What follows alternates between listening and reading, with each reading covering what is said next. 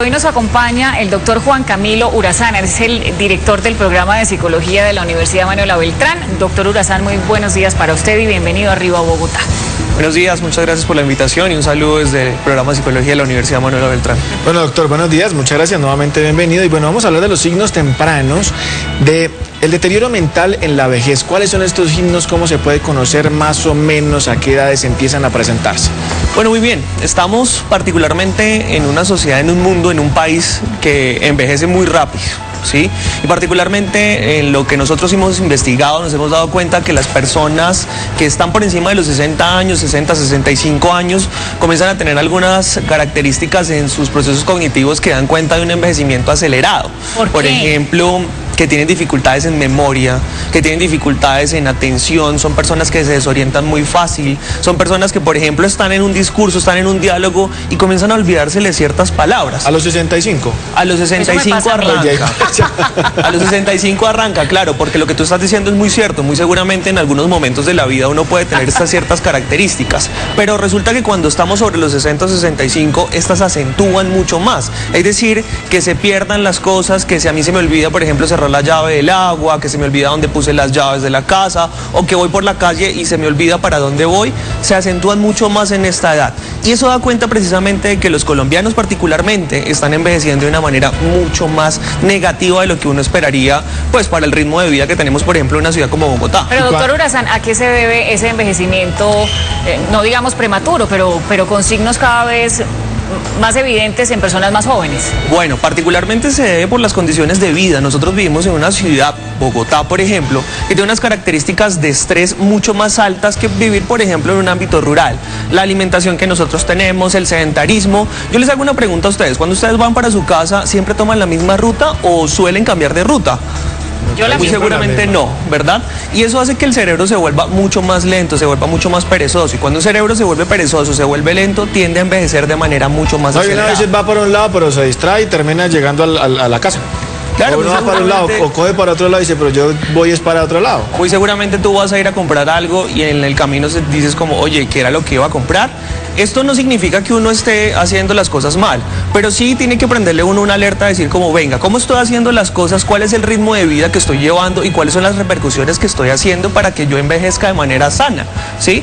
Si yo no tomo estas repercusiones, si no tomo estos signos de alarma, pues de una manera consciente, muy seguramente cuando tenga 60, 65, pues mi envejecimiento no va a ser tan sano como uno quisiera.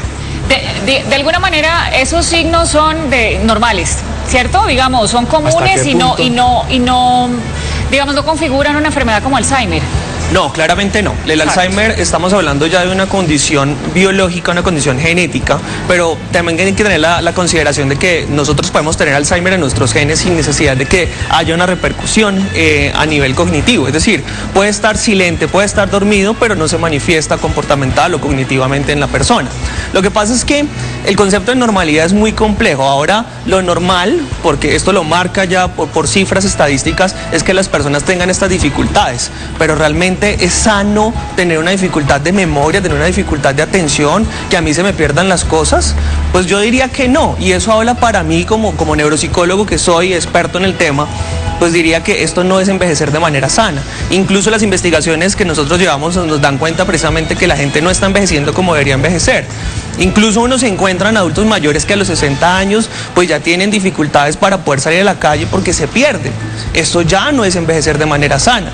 Y uno comienza a mirar y las características de estas personas es que siempre fueron dependientes, nunca, por ejemplo, nosotros encontramos en la investigación que estamos dando cuenta que los adultos mayores tienen muy bajos niveles de escolaridad. Y eso da cuenta, por ejemplo, de un buen envejecimiento. Si yo tengo un buen nivel de escolaridad, pues voy a generarle un colchón a estas dificultades cognitivas para que cuando yo tenga 60 o 65 no tenga grandes problemas de atención o de memoria, por poner solamente un ejemplo. Y cuando, digamos, no ha llegado a los 60, 65, ¿cuándo es un signo o un síntoma de alerta? Que ustedes le pierdan las llaves 3 veces a la semana o que no llegue a la no sé. Bueno, mira, incluso las investigaciones nos han dado cuenta a nosotros que antes de los 65, incluso a los 45, cuando uno habla neuronalmente que el cerebro comienza a envejecer, que es a los 45 años, si a los 45 años yo comienzo a hacer una lista de chequeo de las cosas que yo he hecho y ahí me doy cuenta que a mí, por ejemplo, como tú lo dices, se me pierden las llaves 3 veces por semana, me pierdo en el camino 2 veces, 3 veces por semana, pues usted estaría dando cuenta de que cuando yo tenga 60, 65, pues no voy a ser un superabuelo, sino un abuelo muy dependiente. Andar más perdido. Entonces, ¿qué hacemos? ¿Qué hacemos para envejecer mejor? Bueno, hay muchísimas cosas. Lo primero es que hay que ser consciente de cómo vivo yo mi día a día, ¿sí? Lo primero es que cuál es el vínculo social que tenemos. Incluso nos hemos dado cuenta que los adultos mayores que tienen un núcleo social muy restringido son adultos mayores que van a envejecer de la manera menos bonita y eficaz posible. ¿Eso qué significa? Que hay que tener muchos amigos, que hay que sonreír, que hay que cambiar los hábitos de vida, que hay que incluso saber alimentarse, que eso no significa comer mucho, pero tampoco comer poco, sino comer bien, hay que hacer ejercicio, hay que incluso tratar de ejercitar la mente. Los teléfonos celulares nos han hecho que nuestro cerebro sea mucho más lento, porque dígame, ¿ustedes saben los números que están en su celular? O incluso a veces, muchas veces uno tiene grabado su número celular con la primera letra, ¿no? Aparece la A y ese es mi número, ¿sí? Eso, por ejemplo, daría cuenta de comenzar a usar nuestro cerebro de una manera mucho más eficaz y bajarle un poco a la tecnología para que el cerebro comience a reactivar esas redes neuronales que le permiten tener a futuro un muy buen envejecimiento. ¿Y el juego? ¿Qué papel tiene el juego en este tema? Digamos, las aplicaciones o los crucigramas o los juegos de mesa con los amigos. Sí, pero bien utilizados, ¿no? Porque entonces eso acabaría muy seguramente el papel de un profesional, porque entonces yo compro una app, ¿verdad?, para mi celular y ya con eso me estoy entrenando y estimulando. Realmente no es tan así, es un poco más llevado por un profesional que le permita a uno seguir unas rutinas cognitivas que me permitan a mí de una u otra manera ejercitar mi cerebro. Los juegos son buenos, sí, pero si se saben controlar y si se saben utilizar. Entonces, ¿todos deberíamos ir al psicólogo? Yo diría que sí. Incluso nosotros como psicólogos también lo hacemos, porque la carga emocional que nosotros tenemos, dígame si ustedes salen de trabajar hoy a llegar a un trancón, 3 horas, 2 horas, llegan a la casa pues relajados. Pues no. Muy seguramente no. Entonces, a veces es necesario también hacer como un descargue emocional, porque eso incluso también hace que el cerebro se muera mucho más rápido, ¿sí? Entonces, ir al psicólogo también creo que sería una cosa muy sana. Así como vamos al médico de vez en cuando, ir al psicólogo creo que también sería una cuestión muy interesante. Pero cuando uno decir, necesito ayuda, ya, tengo que buscar la cita, llamar y ya necesito cita. Mira que particularmente quien primero se da cuenta es las personas que están cercanas a tu núcleo social, ¿sí? Cuando las personas que están a tu alrededor se dan cuenta, oye, mira que te pasa tal cosa, como que te estás distrayendo mucho, te cuesta prestar atención, te cuesta memorizar las cosas, es ahí cuando el que está al lado nos puede decir a nosotros, es necesario que hagas tal cosa. Bueno, y recomendaciones finales para que la gente tenga una vejez en buenas condiciones y de hecho también para que la gente que de pronto a uno se le olvidan las cosas de vez en cuando no es un síntoma ya de alerta, pues. Bueno, yo digo siempre hay que romper las rutinas, hay que romper las rutinas. Para mí lo más importante para un cerebro sano es romper una rutina, tener un núcleo social importante. Eso no significa tener 5.000 amigos en redes sociales, sino tener un núcleo social en el que yo pueda interactuar, sonreír. Lo dice un gran científico en temas de Alzheimer y de demencias, como es el doctor Lopera de la Universidad de Antioquia. Hay que sonreír, ¿sí?